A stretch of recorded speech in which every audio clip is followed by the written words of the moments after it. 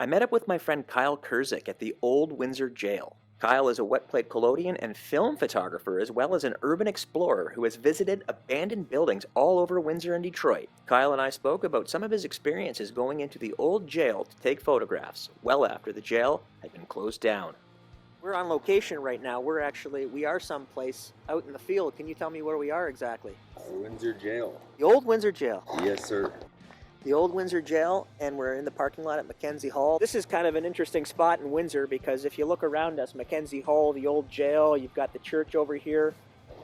Can't remember the name of that church right now. It's St. John. St. John's. This is kind of the epicenter of where Windsor began. And these are some of the oldest buildings in this area. The reason we're here is because of this jail. This jail is an interesting place. I got to go on a tour of it one time. Just after they closed it down, they opened it up for the public. What is it about this place that made you want to go inside after it had been closed down? It's been decommissioned, but it's not just completely abandoned. Yeah. So They're still keeping an eye on it. exactly. Me and a buddy, we had to scout the place for a while before we felt like it was safe. Because it's not like we're going in to do anything malicious, but trying to get permission to go in is like pulling teeth. So It's still illegal. So we got to try and do what we got to do. Yeah. And if you ran into the wrong police officer, it might not work out for you. You might spend some time trying to explain that one. Right. With a lot of phone calls involved. Just say, here, I won't charge you for a print. But yeah, there are people out there who would break in here and kick in faucets. And Yeah. just do as much damage as they could. And try and see what can I steal to make money off of and stuff like that. That's what's awesome about this place too. It's still got a lot of that old character, like even just the brick and mortar, just the look of it. Yeah. And the feel. It was always an interesting place. I mean, I spent a few nights here myself. As soon as it closed down, it was like, okay, yeah, I have to go. You know what I mean? I was being drawn to the thing. Over the winters, we'd always go into abandoned buildings, and that's kind of like where that all started from. And just so many opportunities to take photos in there as well at night. Exactly. So what kind of stuff are you working with when you go in there? You're still shooting on film, I take it. Yeah, I do film, wet plate collodion, mainly chemical-based photography. Which is itself is unheard of. I don't know too many other people who are into that. Maybe just enough to count on one hand, maybe less. There's not a lot of people that really do that lost art anymore. Are you hauling your wet plate with you when you go into the jail? I did once. I ended up using the water that was on site because they decommissioned the place, but they never shut the hydro utilities off or anything. So I was like, perfect. I don't have to bring any water, and I don't have to bring anything. Like normally, I gotta haul all my stuff with me, but that saved me a bit. The hydro was still on in the building? Everything, yeah. It was warm in there. I was in there in the winter, and I was sweating. Wow.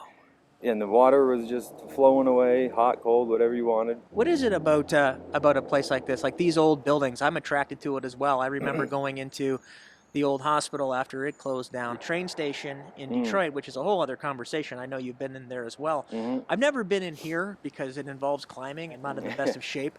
But I did go in there on the tour, and there was just something about, wow, seeing all the old blocks completely empty, and it was just so picturesque, wasn't it? Yeah, just being able to roam around freely without having someone to say, can't go there, can't touch this, can't do that is the fun part. There's no tour guide. No, and you can actually go explore every nook and cranny and take trophies with you. You got to take a trophy. Oh, interesting. Yeah, I like the idea of having a trophy too, a conversation piece that you can keep for years and years. I had to spend a few nights there, and I was on D block is what they called it when I was there. What would be the longest stretch that you could do in this building? Oh, you could spend a year or two here. Okay. And if you're doing I know guys that have 3, 4, 5, 6 years, and before they got sent away, they came here, and you can spend a number of years here before they finally send you out. Up to Kingston? Well, yeah, Kingston or somewhere else. or Pentang, wherever. Is there a library? Is there a cafeteria? What about that type of room? I don't remember that as much. For the guards, Okay. So the inmates Small would just little- eat in their cells? Well, there was right outside the cell, there's a little table with, I believe, 4 chairs. No, 2 chairs. Yeah. Like one across from each other. That's it. One of the things that was striking to me when we went in there, it was soon after it had closed down, and there were still signs of the life of the inmates inside the cell. There was all kinds of sketches, pencil sketches on the walls, and the calendars, everything that you could imagine, sketches of ladies.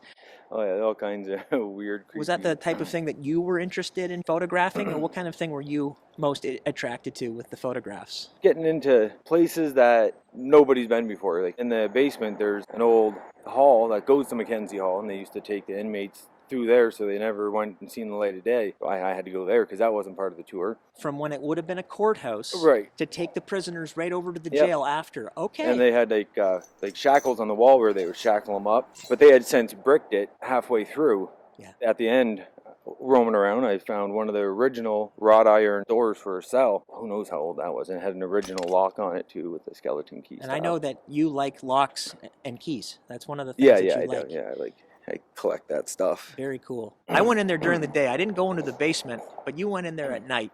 Was there any evidence of seeing other people who were also going in there while it was closed down? I believe we were probably the first ones to enter, and then we locked it up on the way out so no one else would go in and deface it, Yeah. because that's what they do, people, oh, it's open, here, let's go deface the In place. the times that you've been back since, did you see anyone's tags or graffiti kicking around? Yeah, there has been a few since then. When I came here on the tour, we went through a little yard area, and it's on that other side. Mm-hmm. And it's covered with, I guess it would be razor wire or barbed wire. It's all over the place. But there was little balled up socks.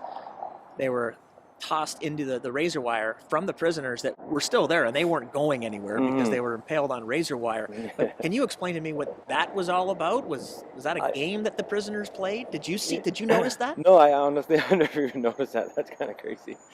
That's awesome. I think it was rolls of toilet paper as well. I remember kind of sneaking into a room that wasn't on the tour, and it was a toilet. It was a prisoner toilet, and it had socks on the two arms of the seat, two pads of the seat had these socks, and it was such a striking image, and it was so brilliant that somebody would think to put socks on the toilet. Like, that's just that kind of that prison know-how, like there's a way to pass a note to the guy across the hall from you. There's a way to pass your the guys underneath you stuff through the toilets and the pipes and all that stuff. What do you think's going to happen to this building? Apartments? Want to move in? No. I have no idea. I thought maybe it would be a good tourist attraction. I'd pay money to go back there. People would pay money to spend the night there, Oh yeah, me and a buddy, separate days, we took a little snooze, because we went in at night and we were tired, and just after roaming around, like I said, the heat's on, and just lay down on one of the benches and end up passing out for a minute. Describe the layout. Is it cell blocks? What kind of stuff is in there? 2 cell blocks, I guess you would say. Like in between, there's a hall with like your piping and tubing, just kind of like on a prison break. And then you got your floors, right, with similar layouts. It's like an A, B, C, D thing, yeah. Right? It just occurred to me, one of the things that I saw written on a cell wall, it wasn't a cell wall, it was kind of right out in the main room, and it was rules. A list of rules. Yeah. And I don't have it in front of me, but one of them was no whistling. No, you're whistling, you're happy. Who's happy? Who's happy to be in there? I never thought of that before.